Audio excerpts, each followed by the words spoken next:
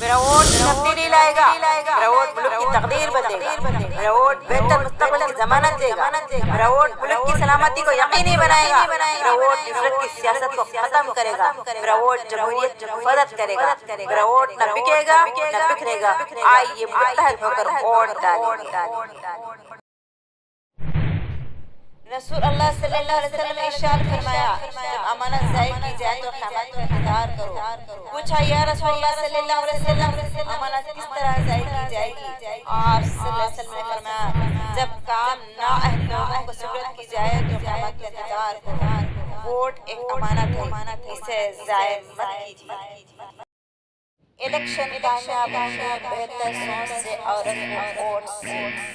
Vote ڈالیے، فرق دکھائیے۔ Video پسند آیا تو سبسکرائب اور لائک بھی کریں۔